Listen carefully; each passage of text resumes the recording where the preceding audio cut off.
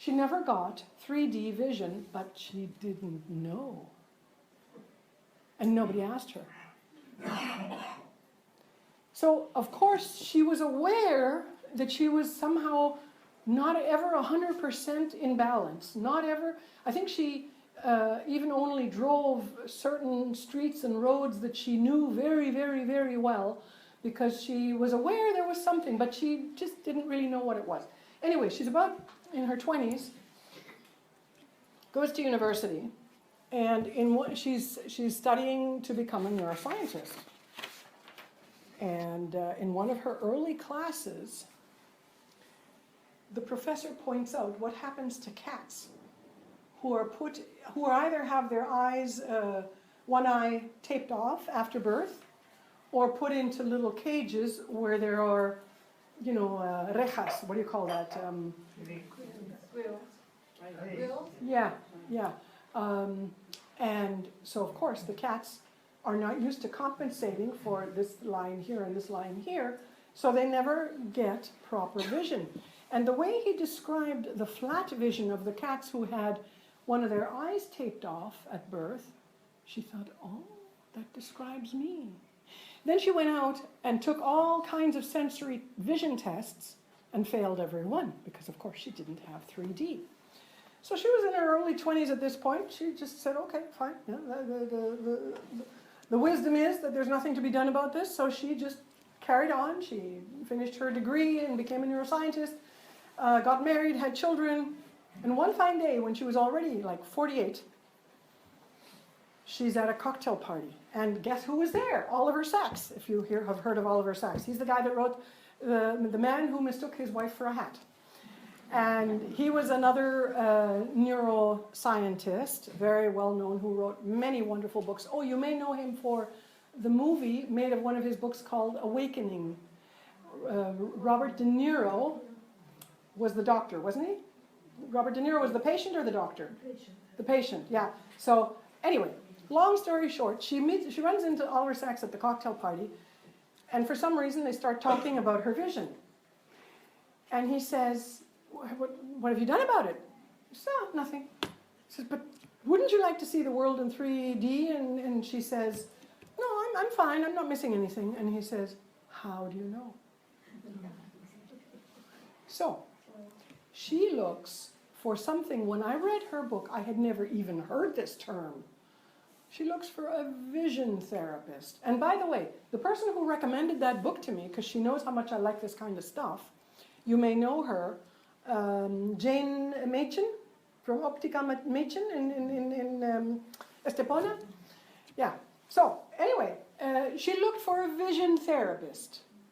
And lo and behold, this vision therapist gave her exercises to do that you may have read about. So for example, you take your thumb, hold it out here, and pull it close, pull it close, pull it close, pull it close, to see if you can keep focused on it. That's just one tiny, simple exercise.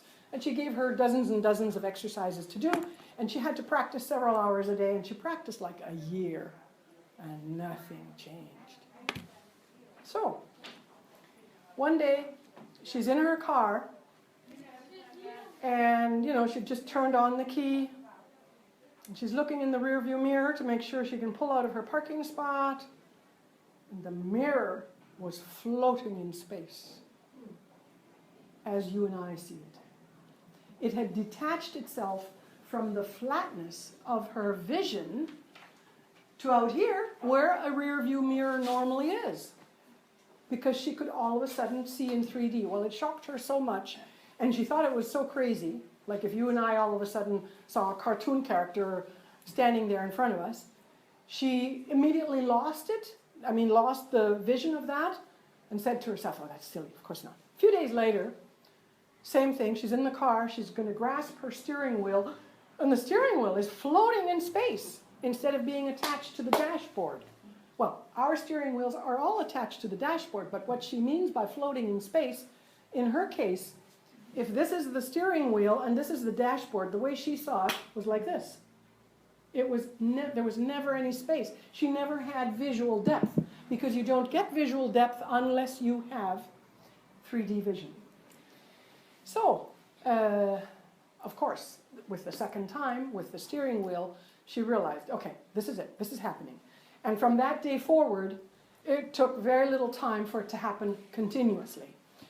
And she says that even to this day, in a Scientific American magazine article, even to this day, she thrills at looking at a tree and being able to recognize the space between, you know, the leaves of a tree, or being able to, if she's standing in a you know, when it's snowing, that she doesn't see a flat line of snowflakes falling down, but she sees a few here, a few here, a few there, a few there.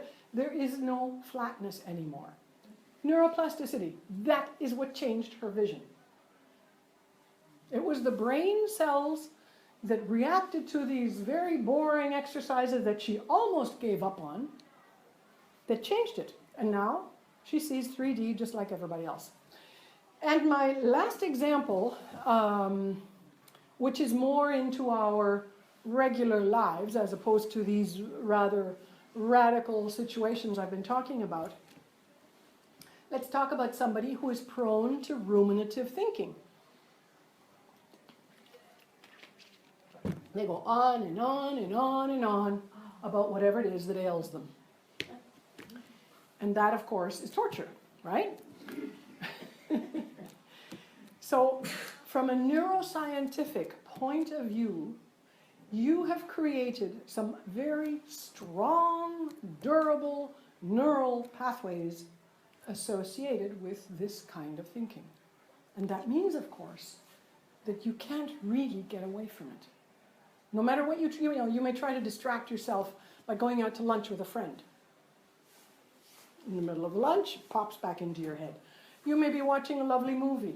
In the middle of the movie, it pops back into your head. Or maybe you're on your own, you're doing some good exercise somewhere. In the middle of your exercise, you lose your focus, it pops back into your head. And of course, it can be maybe 6 different topics that bother you and that you frequently think about. But the neural pathways are, let's call it, the culprit, along with your long-standing habit of doing this. So, in a way, you could almost call it, it's the path of least resistance. So when that thought pops into my head, I follow it like a very well-trained dog, as opposed to telling myself, whoa, wait, I don't want to go there. That's not good for me. But that will come if you do this. But of course, if you do this kind of ruminative thinking, it affects you negatively, not only psychologically, not only emotionally, not only physiologically. It raises your blood pressure and cholesterol levels. It lowers your immune system. It potentially creates adrenaline and raises your cortisol levels. And eventually, if you do enough of this, according to psychoneuroimmunology, or PNI as they call it, which is really body-mind connection, it has been demonstrated that this kind of thinking leads to heart disease or cancer, simply because of the effects on your physiology through this neurological strength in that default mode of thinking. I have a question about this. Why do people do that? Why do they do it? Well, understand that when people start doing it, let's say the very first stressful thing in your life, whether it hit you when you were 8 or 15 or 22, you worry about it, right? And you believe, because this is what most of us were taught, you're not responsible if you don't worry about something. You must worry about it. Of course, we all know by now that worrying leads to 0 good effects, but that's how it starts. So now we're forming a habit, right? We formed that habit with our worrying when we were that, whatever age we were at, with that first stressful thing in our life. Unless we heard a talk like this or read a book about it, or are naturally, proactively informed enough about these things in order to be able to stop it, we're just going to continue the habit. So your why question is, it's a habit. Because actually I'm asking another question, sorry, because I'm sort of parallel to this. A person I know, now that she's our age, she when she's telling you something, she switches subjects about 5 times. No, And I'll that's, say to her, that's something totally different. okay, sorry. That sorry. is more, well, I have friends like that and I call them my butterfly friends. You call them what? My butterfly friends, because they, like butterflies, they light on this flower, subject, that flower, subject, etc., etc. But that is a version of ADD, attention deficit disorder. May not be a horrendous version of it, but it is a version of it. And that person has not learned how to focus. When I get clients like that, you have no idea how hard it is for me to have a conversation, because they'll interrupt me after 5 words, I haven't even finished the sentence, and say, but what about this other thing? And so if we talk about that other thing, the first thing never gets discussed. And this may happen 25 times in the conversation. But to tie them down, so to speak, in the conversation is very, very, very complicated. Okay, moving back to how this affects our physiology, how it is a lot to do with our habits. But if we now hear about neuroplasticity, about what it means to be conscious and aware, about what it means to be present, we can begin to retrain the brain. And so the person, this example person that I've been describing, he reworks the neural pathways. How? By being aware in the moment of thinking about the worry or difficult or ruminative subject A, and essentially by his self-talk, pulling himself away from it and saying, wait, I have a choice here. And my choice is to not go down that road again. I often use the example of, I was on a hike one day with a bunch of friends up here above the which is the one that's close to the old one, that's close to the Tanatorio. Don Miguel. Okay, so we were up there and we were going to start hiking up the Concha from there. There's a parking lot up there where we left the cars. There were a bunch of us and we were marveling the view down to the coast. But one person said, how is this possible? Look at that horrible garbage over there. There's a bunch of garbage dumped there. Even you could smell it. And it was dumped outside of the bins, maybe because the bins hadn't been emptied. Anyway, she focused on the garbage. And I said, hold it right now.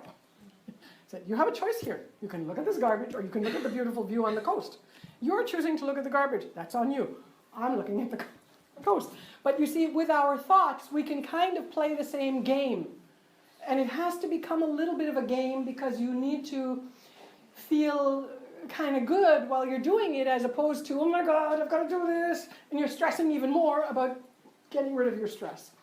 So when the subject pops into your head, if you are aware enough to catch it in the moment that it pops into your head, you kind of say to yourself, oh, I have a choice here. I don't have to go down that same road I always go down. I'm going to go down this other road. Now this other road, if you choose nature to cut your train of thought, is very helpful. Because if you look at something beautiful, which those of us who live here, we have something beautiful everywhere.